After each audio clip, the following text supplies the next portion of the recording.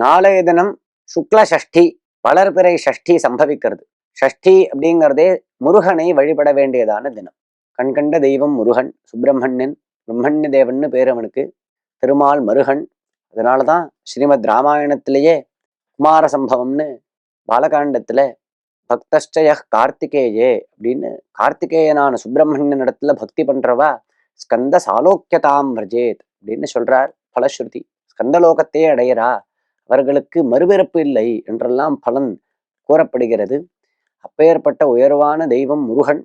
ஸ்கந்தாய கார்த்திகேயாய பார்வதி நந்தனாய மகாதேவ குமாராய சுப்பிரமணியாய தே நமஹா அப்படின்னு சின்ன ஸ்லோகம்.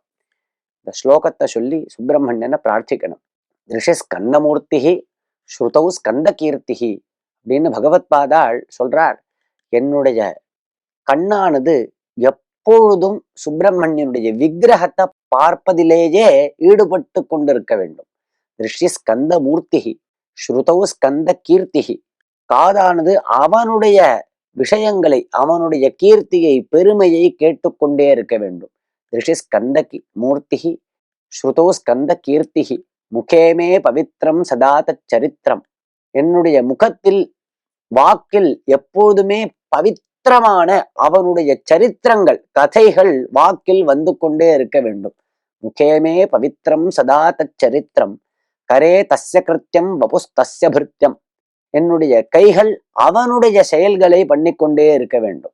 அவனுக்கு பிடித்த செயல்களை, அவனை பூஜிப்பதிலும் சேவை செய்வதிலும், மக்கள்களுக்கு சேவை செய்வதிலும், அவனுக்கு பிடித்த செயல்களை செய்வதிலேயே என்னுடைய கைகள் ஈடுபட வேண்டும். கரே தஸ்ய கிருத்தியம் வபுஸ் தஸ்ய பிருத்தியம், என்னுடைய சரீரமே அவனுக்கு சேவை செய்வதில் ஈடுபட வேண்டும். வபுஸ் தஸ்ய பிருத்தியம் குஹே சந்துலீனாக மமாசேஷ பாவாக, என்னுடைய அனைத்து பாவனைகளும் எண்ணங்களும் அவன் சம்பந்தமாகவே இருக்க வேண்டும் என்று பிரார்த்திக்கிறார் பகவத் பாதாள். அந்த ரீதியில சுப்பிரமணியனை உபாசிச்சு இதே பிரார்த்தனைய நாமும் சுப்பிரமணியனிடத்தில் வைப்போம்.